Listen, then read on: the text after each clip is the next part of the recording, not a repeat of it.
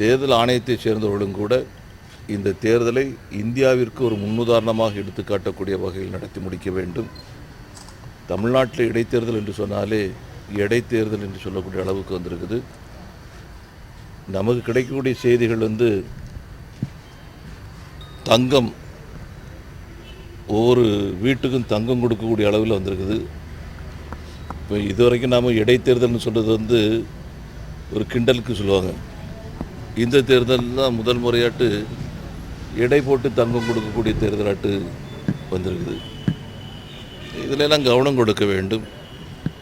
இது ஒரு கட்சி மற்றொரு கட்சிக்கு மேலே புகார் சொல்லிட்டு நாங்கள் யோக்கியம்னு சொல்கிறதுக்கு யாருக்கும் அப்படிப்பட்ட கட்சி யாருமே கிடையாது. திராவிட முன்னேற்ற கழகம் தான் இந்த விஷயத்தையெல்லாம் ஆரம்பத்தில் துவக்கி வச்சவங்க. பணம் கொடுக்கறதும் சரி, இலவச பொருட்கள் கொடுப்பதும் சரி, இவங்க தான் துவக்கி வச்சாங்க. அதனால் யோக்கியம் என்று சொல்வதற்கு அவங்க முழு உரிமை எடுப்பதற்கு எந்த இது இல்லை. எந்த கட்சியாக இருந்தாலும் கூட பணம் கொடுப்பது தடுக்கப்பட வேண்டும். ஆசை வார்த்தைகளுக்கு அடிமையாக்கக்கூடிய விஷயங்கள் தடுக்கப்படணும். கள்ள ஓட்டுகள் போடப்படுவது தடுக்கப்படணும். இன்றைக்கி திட்டமிட்டே எலக்ட்ரானிக் ஓட்டிங் சிஸ்டத்திலிருந்து மாற்றக்கூடிய சதிகள் நடந்திருக்குதுன்னு தான் நான் கருதுகிறேன்.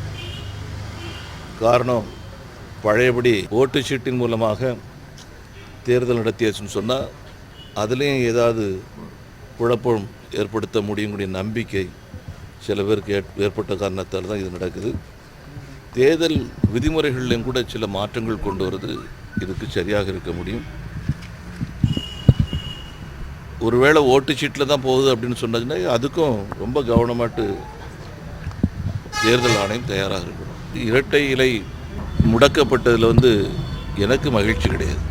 என்னை பொறுத்த வரைக்கும் ஒரு கட்சியினுடைய சின்னம் என்று சொல்லும்போது அந்தந்த கட்சியினுடைய தொண்டர்களுக்கு அது ஒரு கௌரவமிக்க ஒரு சின்னமாக இருந்து கொண்டிருக்கிறது. அதனால் அண்ணா திராவிட முன்னேற்றக் கழகம் துவக்கப்பட்ட போது புரட்சித் தலைவர் எம்ஜிஆர் அவர்களால் அடையாளம் காணப்பட்ட சின்னம் இந்த இரட்டை இலை சின்னம்.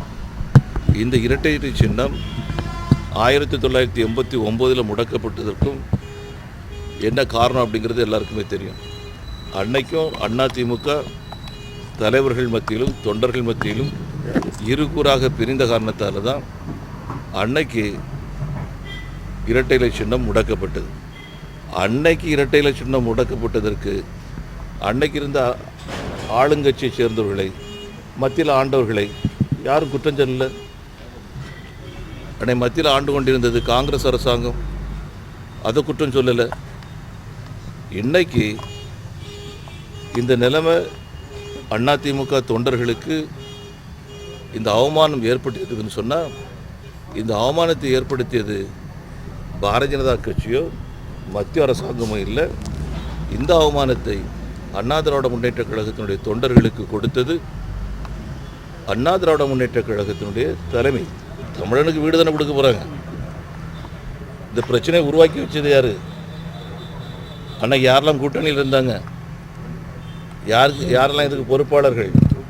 தமிழர்களுக்கு நல்லது செய்கிறது யாராக இருந்தாலும் கூட, தனிப்பட்ட முறையில் என்னுடைய எதிரியாக இருந்தாலும் கூட தமிழனுக்கு நல்லது செய்வான்னு சொல்ல நான் அவரை பாராட்டுவேன்.